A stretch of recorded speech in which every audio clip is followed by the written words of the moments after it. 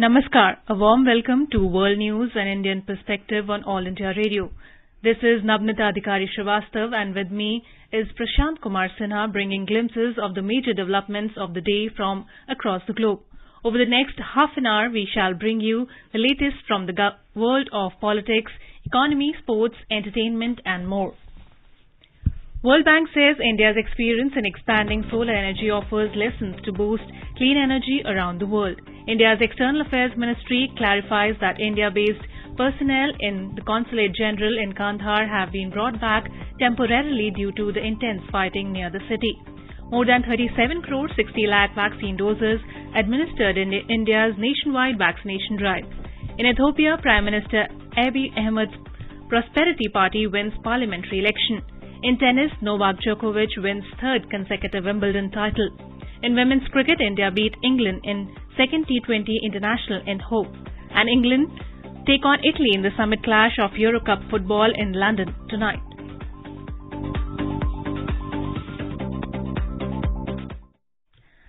As the nationwide free COVID-19 vaccination campaign at government facilities for those above 18 years is underway, we advise our young listeners to get vaccinated and also to help others to get vaccinated. We also advise our listeners not to lower their guard as COVID-19 remains a threat to our health. Please stay at home unless it is essential to go out and continue to follow these three simple steps. Wear face mask, maintain 2 gaz ki duri for social distancing, focus on hand and face hygiene. For any COVID-related information and guidance, contact national helpline numbers 011-2397-8046 and 1075. And now the news in detail. The World Bank has said that India's solar learning curve is inspiring action across the world. In a feature, the World Bank on its website stated that the solar expansion in India offers key lessons to boost clean energy investments around the world. It also added that India's path towards fully realizing its renewable energy potential could be a game changer for its own citizens as well as for global efforts to tackle climate change. The World Bank also underlined that the giant Rewa Solar Park, which powers the New Delhi Metro Rail system, went on to state that it is one of India's flagship solar projects. Vital government-led initiatives like 24/7 Power for All, which are committed to providing each household access to electricity round the clock, are helping to empower communities and improving the quality of life, it added. It also said that India's experience with rooftop solar and solar farms offers exciting possibilities for Nigeria. In partnership with India-led International Solar Alliance, the World Bank's Lighthouse Initiative is supporting a pipeline for the exchange of solar knowledge between Indian agencies and their counterparts in many other countries like Bangladesh and the Maldives and others in Africa. After the signing of the Paris Climate Agreement, India began its solar journey in a big way. At the UN Climate Summit in December 2020, Prime Minister Narendra Modi said India is on track to meet and exceed its renewable energy targets, hitting 175 gigawatts before 2022. More than 37 crore 60 lakh vaccine doses have been administered so far under the nationwide vaccination drive. India's Health Ministry said 37,23,000 doses were administered in the last 24 hours. The recovery rate has gone up to 97.20%. Now let's take a look at coronavirus updates from around the world. The UK government has said that COVID-19 vaccines are highly effective in most people in clinical risk groups. A study from Public Health England, PHE, found that after 2 doses, vaccine effectiveness against symptomatic disease in risk groups of AstraZeneca is 81% in people in risk groups aged 16 to 64. The study included more than 1 million people in at-risk groups. Commenting on the significance of the findings, the UK government in a statement quoted a health official and said that the real-world data shows for the first time that most people who are clinically vulnerable to COVID-19 still receive high levels of protection after 2 doses of vaccination. Australia reported its first coronavirus-related death of the year on Sunday. The authorities said a woman in her 90s died in Sydney. She had contracted the virus in a family setting. New South Wales, which is battling an outbreak of the highly infectious Delta variant of coronavirus, reported 77 new cases. There are now 52 people in hospitals, with 15 in intensive care. Sydney is currently in lockdown as Australia's largest city fights to contain the Delta strain of the virus.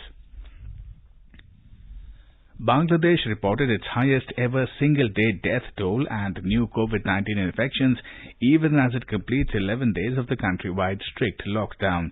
The surge in deaths and infections came a day after a relatively lower level of 185 deaths and 8,772 new infections were reported on Saturday. The total number of active cases stands at more than 1.3 lakh in the country. Meanwhile, the DGHS announced that the government will start administering the Moderna COVID vaccine from Tuesday in 12 city corporation areas, while the Chinese Sinopharm vaccine will be administered across the country from Monday. Meanwhile, G20 countries have reiterated their support for all collaborative efforts, especially in the Access to COVID-19 Tools Accelerator ACTA, to address the COVID crisis.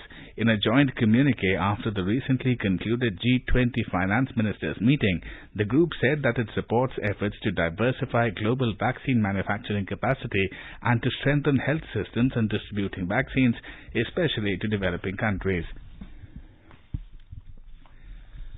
The External Affairs Ministry of India on Sunday said that the Consulate General in Kandahar has not been closed, but India-based personnel have been brought back for the time being due to the intense fighting near Kandahar city.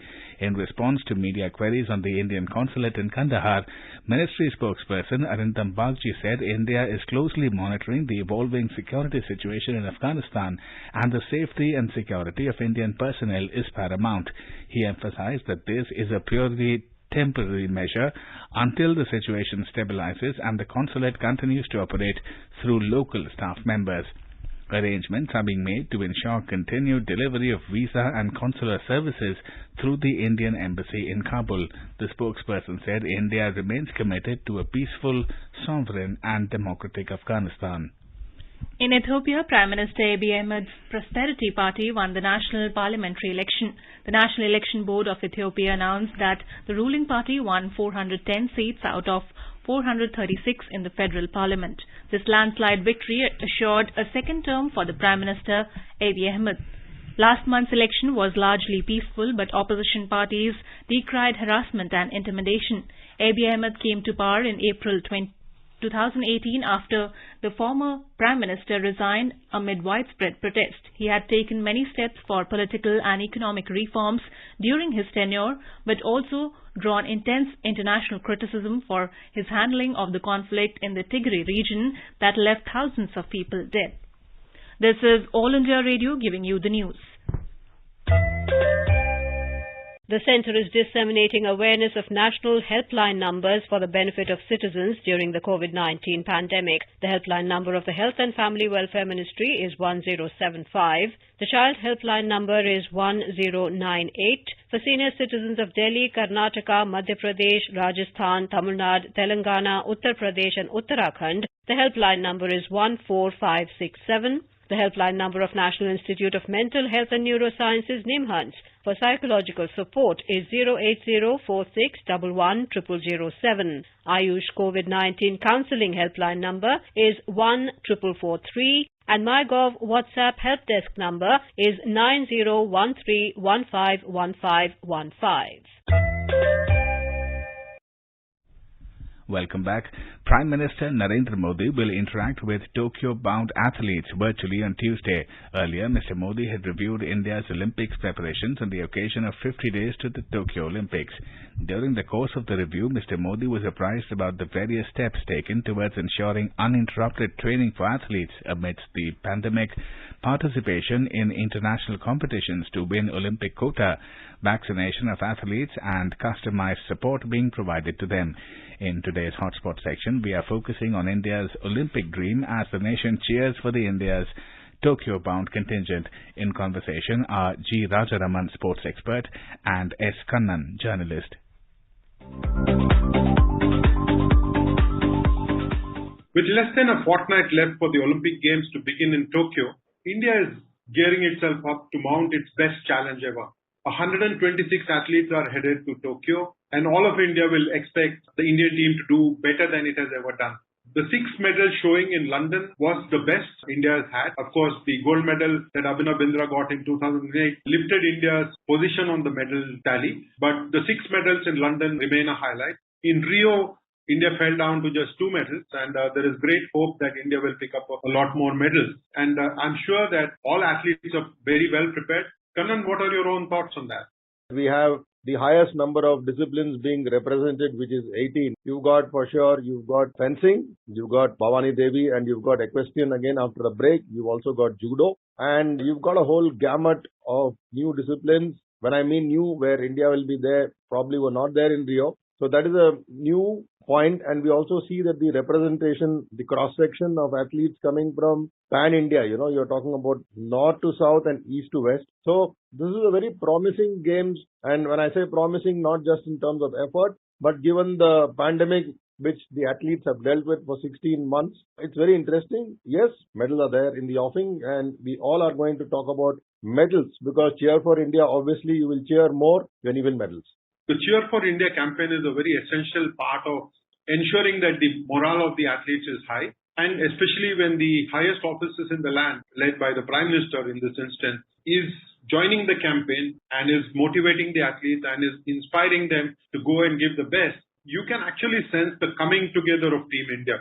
Certainly, I think you hit the nail on the head, bang on, and I think Prime Minister Narendra Modi is personally taking interest. He's monitoring the preparations, going to have a chat with all the athletes, which will be, very unique. Yes, in the past, athletes were greeted in person, but this time it's going to be through the digital medium, because the athletes are based in India, some are in Europe, some in America, and like the boxers are in Dubai. So this is very unique, the digital platform to motivate them. I think he's a brilliant orator in terms of motivation, and the athletes will also love it, because they need that extra push, and when it comes from the Prime Minister of India, this is not the first time though, he'll be doing it, and I'm sure it'll lift their spirits. They'll go all out firing in Tokyo 2020. I think the good thing also is that a lot of citizens are joining in now. I notice how the Indian cricketers sitting in England, getting ready for their own test series against England, have joined the campaign for Cheer for India. The women cricketers are in the middle of a series, and they have taken time off to cheer the Indian contingent on. And I read Abhinav Bindra, India's only Olympic gold medalist, put out a tweet where he says that if any athlete wants his help in whichever way, he is just a phone call away. When you see leaders and all of the people coming together, you know that a beautiful environment is being created. A wonderful momentum is being built. I think Cheer for India is really, in the true sense, Cheer for India, because you've got people cutting across all disciplines. When I mean disciplines, someone from the common walk, someone who normally listens to radio commentary on his radio set or the mobile phone, or someone who's, watching it through another laptop or, pad. And then you have also the people who are part of other sporting disciplines. Cricket, for example. Cricket, there's no taking away, what the effort is, but cricket has always been prime focus. And you have cricketers sitting in England, men and women. All this is an amalgam of energy being built positively. It's not adding pressure. It is certainly like an upward force extending below the arm, which lifts you to great heights on the big stage. And yes, Abhinav Bindra has been helping certain athletes in his own quiet way. He has never sought publicity for his efforts. Like you used to have total hockey, this is total sport in Indian history. Everyone is there to cheer. Everyone is there to support. There has been no dearth, shortcoming or shortage of any resource. I mean, whether it's a bootlace or it's a racket string or you want a supplement, you name it and you have it. I don't think any athlete can complain he or she has suffered in any which way, despite the 2 corona waves which India has witnessed. I think it's also important at this point of time, Kannan, to just cast an eye on how the government has really helped Indian athletes. And the Cheer for India campaign may be lasting just about a couple of weeks. It has started only recently. But the support for Indian athletes has been an ongoing process. I remember 2016 when India did not have a very good Olympic game, came back, I think the Prime Minister appointed a committee with Abhinav Bindra, Pullela Gopichand and Viren Rajkina as key members in that. And they came up with a very important document, and some of those suggestions that they have given have all been implemented. And I noticed that the government of India has spent more than 1,000 crores on athletes from 18 Olympic disciplines and the Paralympic Committee in the last 4 or 5 years. When a country is investing so much energy, so much money, so much thought into how it is going to plan its Olympic campaign, the results are bound to be seen. And I think the Cheer for India campaign in the final stages of preparation is only serving as a booster dose for the athletes who are headed to the Olympic Games. Well, I think there's one very important point I would like to add, and that is, normally in the Olympic cycle, these are 4 years. Rio to Tokyo should have been 2016 to 2020. 2020, there was heartbreak when the Olympics got postponed. All the countries who compete in the Olympics were disappointed. The government of India has spent so much of money and they have extended that cover. When I mean cover, they have extended that support. The camps continued, the coaches continued to be here, and the athletes benefited in every which way. There was nothing like taking a break, going back home. If they did go home, it was for very short spells, be it athletics camps, boxing camps, be it archery camp, be it hockey camps. So, the government of India never flinched. There is a kind of impression there is economic recession. But for India's Olympic elite athletes, there has been no recession. And the beauty of it is, once the Olympics are over, we'll be slipping into the Asian Games mode next year. And I'm sure Cheer for India will continue from the government of India's side and from every sporting fan in this nation. I think the fact that there is plenty of support, not only from the government, but there are NGOs which are pumping in some money. There are corporates which have come together to help the Indian Olympic campaign. When you see the synergy that is being brought together, you really know that Team India is working to ensure that it comes back home with a reasonable haul. Every athlete is able to give 100%, is able to make the best effort in Tokyo, is able to peak in Tokyo. In all my years of journalism, Kannan, this seems to be the best possible campaign in terms of coming together of preparation, in terms of planning, in terms of getting the best coaches from overseas. I gather there were as many as 43 overseas coaches and support staff in this Olympic cycle that worked in India. And I think all of that will go on to help India do well and make very good reason of this Cheer for India campaign. Definitely, you talked about it's not just medals, it's performances matter. And I think 2016, the shining example is the little lift gymnast, Deepa Karmakar. Unfortunately, she is not qualified this time. But, the entire nation cheered for her. August 14 midnight, rather, just before Independence Day, when she did that super effort, finished fourth in the vault, and, everyone started talking about gymnastics as if they knew it, like it's like cricket's cover drive or the square cut or something like tennis, you hitting an ace. So everyone knew about what kind of things she did at that time. And I'm sure this time people will pick up from other sport. People will learn the nuances from judo. People will learn from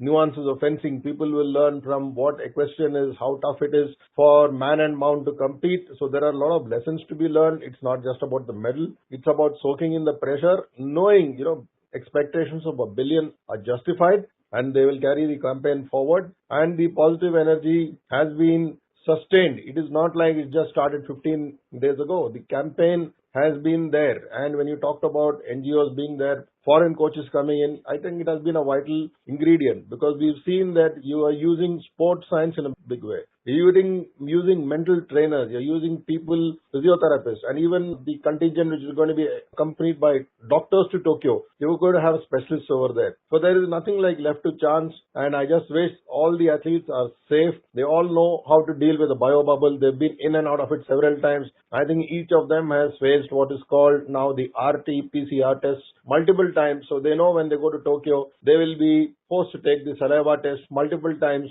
They know how to stay safe. Do gas duri, mask hai zaruri. All these things are applicable, and they know it.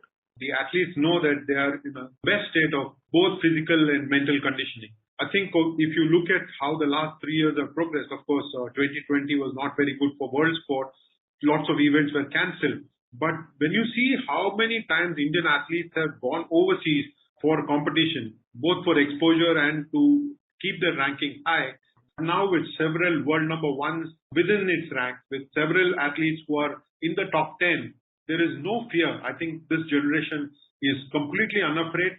There's been a paradigm shift. It has been very, very tight. Unless you're really the cream, you're top. Across every sport, it's very tough. For example, we talk about men's doubles in tennis, where, there's still a chance that Rohan Bopanna and Divic Charan could still qualify. Why I'm mentioning about this is there are going to be very limited pairs competing in the draw. And Tokyo wants to keep the numbers down, the overall numbers down, so they're encouraging more of singles to participate, singles players to participate. So across all disciplines, for example, Bhavani Devi has talked, several times that how the number of competitors will be less.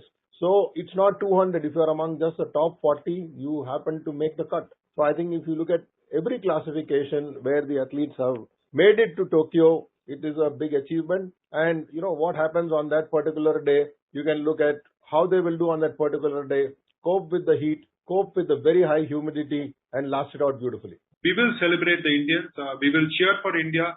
And I'm sure that the Indian athletes will put a smile on all our faces beginning on the 24th of July. Thank you.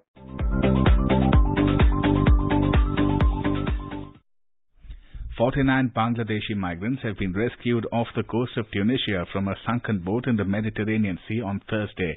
According to reports, the undocumented Bangladeshi migrants boarded the oil platform Dedon after their boat sank about 80 kilometers off the coastal town of Zazis near the Libyan border.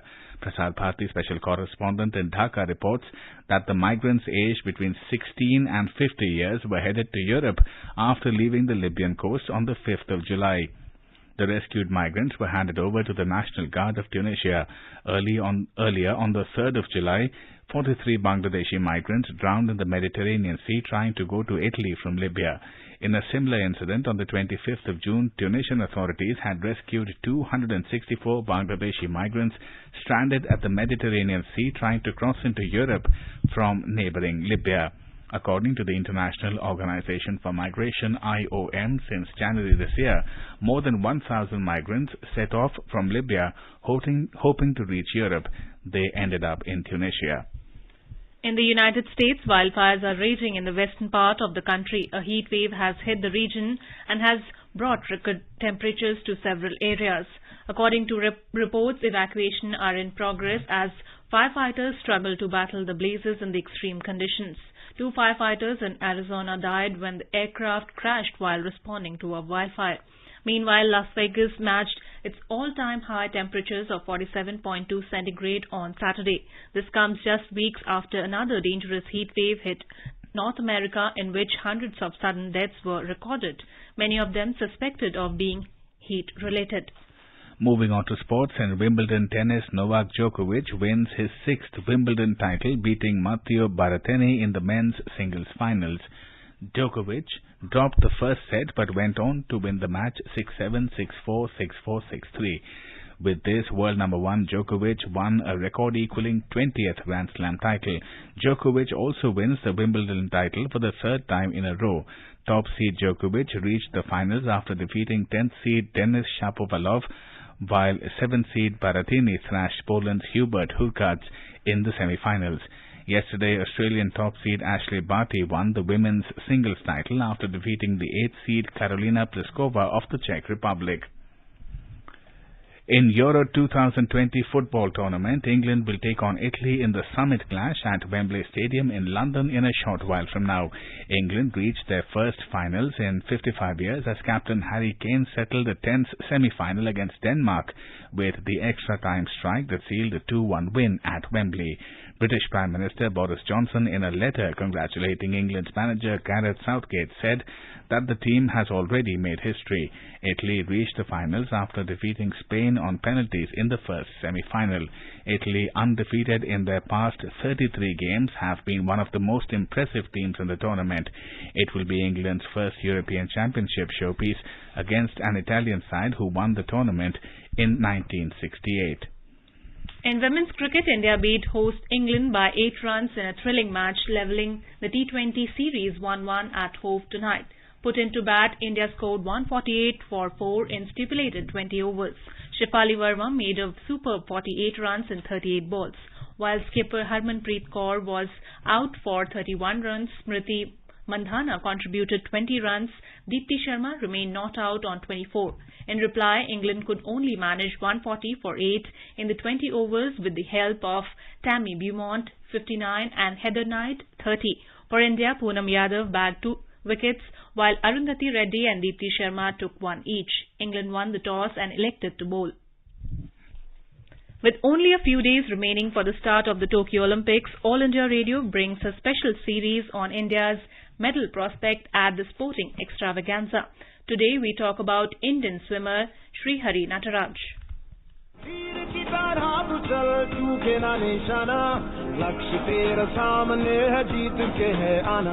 Srihari Nataraj of the Indian swimming team that participated in the Olympics represented India at the World Aquatics Championships in Gwangju, South Korea in 2019. He qualified for the Tokyo Summer Olympics after achieving an A standard in the men's 100-meter backstroke time trial at the Sete Kohli Trophy in Rome. Talking about the Olympic preparations, Srihari said, The Olympic qualification criteria in swimming means 16th place of the last Olympics is the qualifying time for this Olympics. So we've just swam as fast as the semi-finalists at last Olympics. That's how you. In 2017, Srihari competed in short course swimming at the 2017 Asian Indoor and Martial Arts Games held in Ashgabat, Turkmenistan. Srihari has many records and medals in his name till now. In 2018, he represented India at the 2018 Commonwealth Games held in Gold Coast, Australia. Srihari also participated in the 2018 Asian Games held in Jakarta, Indonesia. The 20-year-old Nataraj has previously represented India at the 2018 Commonwealth and Asian Games as well, and the Youth Olympics in the same year. Srihari will compete in the Olympics for the first time and will represent India at the Grand Kumbh of the Games. Diksha Saxena, Sports Desk.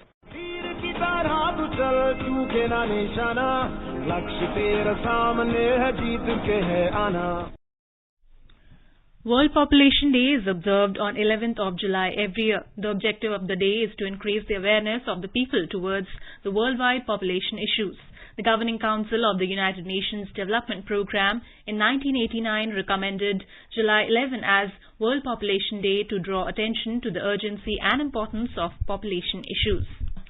Now let us take a look at the major developments around the world as reported in the foreign press. The Globe and Mail reports G20 finance ministers back 15% global minimum corporate tax to cut down on low-rate havens. Washington Post writes Pope Francis makes first public appearance since surgery from hospital balcony. The publication also writes deadly standoff in Venezuela leaves over 20 dead, officials say in latest escalation of gang violence. Wall Street Journal says Egypt and Ethiopia clash over Nile River Dam as water scarcity looms worldwide. South China Morning Post reports violence erupts in South Africa over jailing of former President Jacob Zuma, and Sputnik News says Biden slammed by Republicans for bare minimum response to escalating attacks on U.S. troops in Iraq and Syria. All India Radio's Olympic quiz, launched on the 1st of this month, has received a tremendous response from across the country. Hundreds of listeners have emailed their responses. To take part in the Olympic quiz, tune into the SportsCan program. Quick look at the headlines once again. World Bank says India's experience in expanding solar energy offers lessons to boost clean energy around the world. India's External Affairs Ministry clarifies that India-based personnel in the Consulate General in Kandahar have been brought back temporarily due to the intense fighting near the city. More than 37 crore 60 lakh vaccine doses administered in India's nationwide vaccination drive. In Ethiopia, Prime Minister Abiy Ahmed's Prosperity Party wins the parliamentary election. In tennis, Novak Djokovic wins third consecutive Wimbledon title. In women's cricket, India beat England in the second T20 International in Hove, and England take on Italy in the summit clash of Euro Cup football in London tonight. India is celebrating 151st birth anniversary of Mahatma Gandhi. Before we end, let us listen to his favorite bhajan, Vaishnav Jan, by artists from Mongolia.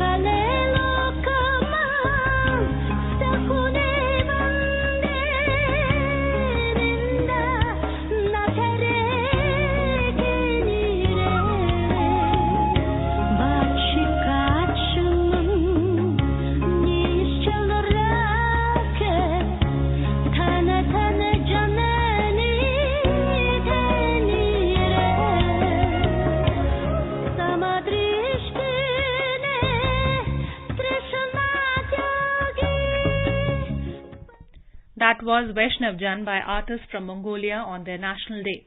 And with that, we end this bulletin. We'll be back at the same time tomorrow with the next edition of World News.